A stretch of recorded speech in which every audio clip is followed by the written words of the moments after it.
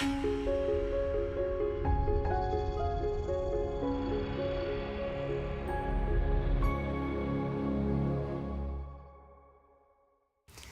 there. Last month I did a talk at RJO in Indianapolis, and several people came up to me afterwards and said, "Oh, I couldn't make your session. I so wish I could have been there." And then they said, "Hey, is there any chance I can get a videotape of it or an audio recording?" So I thought what I would do is, because so many people had come up to me and asked that, and so many people who have seen our series on speaking people's language in the past, I thought I would give everybody kind of a recap of my seminar, but also a little bit of a revisit from the program that we did about a year ago, talking about speaking each other's language. Now, I'm talking about speaking the customer's language, and I'm talking about speaking each other's language within our stores. See, we build teams by building respect and understanding each other and having those important conversations. We grow this way. We become stronger as a team. We all know that if we're fighting and if we're bickering about commissions and things like that, that's all that does is really cause separations between all of us. And now we're all starting to act as individuals. And when we're in a store full of individuals acting as individuals, well, then we have a problem. We don't have teamwork, okay? So we need to build this, and we need to build it through understanding each other, and we need to work towards the goal of having that teamwork, that solid teamwork. But also, what I'm going to teach you in the next two sessions is very important for closing sales, okay? And you're gonna need to practice this. I'm gonna ask you to practice, I'm gonna beg you to practice this, and I don't think any owners or managers of jewelry stores would be too frustrated if they saw two people over in the corner practicing speaking each other's language for customers and for themselves. So let's go into this a little bit, and let's talk about how we can better understand each other and then close more sales. Okay, so I'm going to tell you a quick story about Jessica. Now, Jessica was in our jewelry store, and Jessica was fantastic at sales.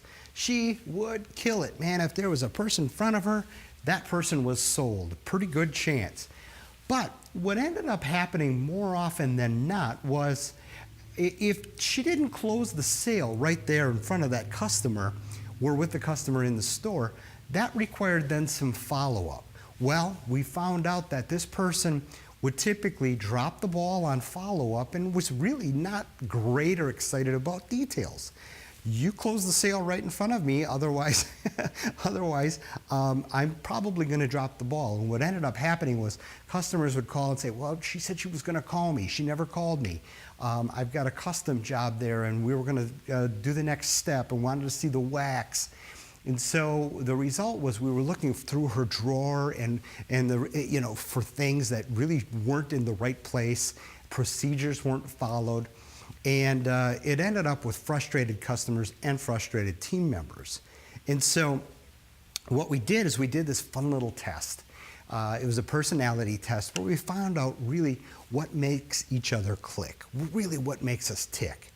And what we found out through this little test was that Jessica was a fun country person. She was all about having fun. And again, like I said, she was a sale closer, but she was not a detail follow-up person. Now, once we did this, and we found out really what drives her and what makes her the best that she can be, we found out that, you know what? Details aren't her thing. And now, I don't want you to think that we can all just fall behind or stand behind our little personality test and say, "See, this is me, I'm never gonna change." Yes, there were some things that needed to change about her. She knew she needed to take the time, and we actually scheduled time for her each week to go downstairs and get away from customers, go off the sales floor, and work on some of these details. But then something else very neat happened. As everybody else started to learn really what their driving motivational factors were, we started to say, "Hey, okay, Carrie is fantastic at the details. She's not going to walk up to customers and give them a big hug. You know, she's just not that kind of person. But if you wanted a custom job done, or if you had a very delicate repair that needed a lot of attention, by goodness, by golly, by goodness, Carrie was your person. Well, now, we're at this event and we did these little personality things. Now, we get Jessica and Carrie together, and Carrie says, hey, if you're having a problem closing a sale because the customer's asking a lot of detailed questions that you're just not into, or you're uncomfortable, bring me in on the sale and let's close it together. And when I had that big bubbly customer, you know, with the big loud hair and the big, you know, colored purse and, you know, is just loudly dressed, I'm not into that. I'm going to bring you in on that sale. Now, so what ended up happening there is, number one, we understood what made each other tick. We understood where our real sweet spot in life was. And number two, we understood that when we worked together to meet that customer's need or to speak that customer's language, when we worked together, we closed more sales for the store. And it's the old adage, I would certainly rather have 50% of a sale and split it rather than lose 100% of the sale to the store. And so the store owners and the store managers should all be jumping for joy because we need to build that teamwork and we need to understand each other. So let's move to the next step. And so the big thing is, what would happen if you're in your store, if all of a sudden people started understanding each other? What would happen if we heard more of, you know, he really gets me, or she gets me, she speaks my language, okay? If we started hearing more of that, or I like that person, I want to talk to them, okay?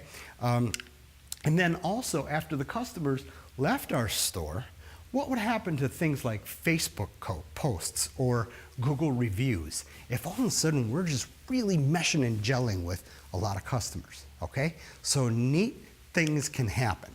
So let's look at who we are and let's analyze, let's try to find out real quickly who we are and how we're wired, okay? And then what we're going to do on the next session is we're going to talk about those specific languages that turns those people on, okay?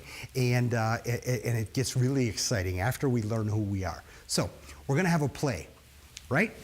Everybody in the store right now, you're going to have a play in about 15 minutes. Now in that play, we're going to need one of 4 positions, and you're going to need to play one of these 4 positions. We need a director, okay? We need a lead actor, an actress. We need the person behind the scenes.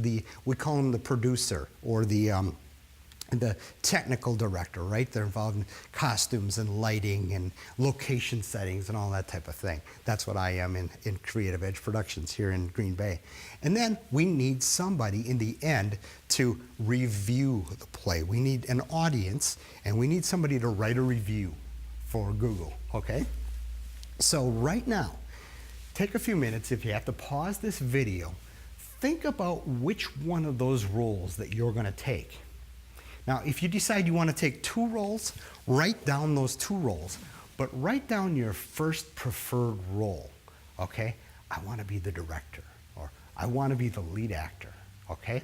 Write that one first, and if you have a second preferred role, write that one down too, okay? Let's talk about that, but take the time right now to determine which one you are.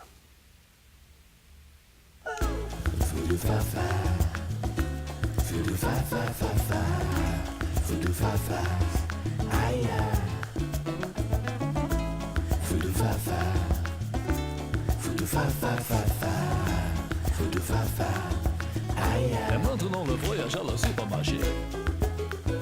Pomme la mousse, ananas, jus d'orange, bœuf, soupe de jour, camembert.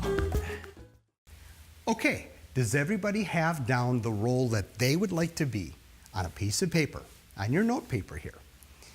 Determine which ones you are, all right? Have some fun with this. Now, let's talk about these different roles, and then we're going to come back next week and talk about how you can best work together, all right? So, first of all, we have the director. Now, many years ago, a certain philosopher named Hippocrates developed the four elements or four temperaments. Number one, he did sanguine or fun. We're going to call that fun. Number two, choleric or control. Number three is phlegmatic, and yes, the word phlegm comes from there, but we're going to talk about that as peace. And melancholic, and we're going to talk about that as perfect. Now, the idea here is that we are all made up of a mixture of these, and it's very important to remember. And none of them is good or none of them is bad. In fact, they're all fantastic. It's how you're wired. It's just like a painting. The reds aren't any more important than the yellows or the blues. They all make up the painting. So please, in your thinking about this, and as we go through this, it's very important for you to understand that no one is neither good or bad.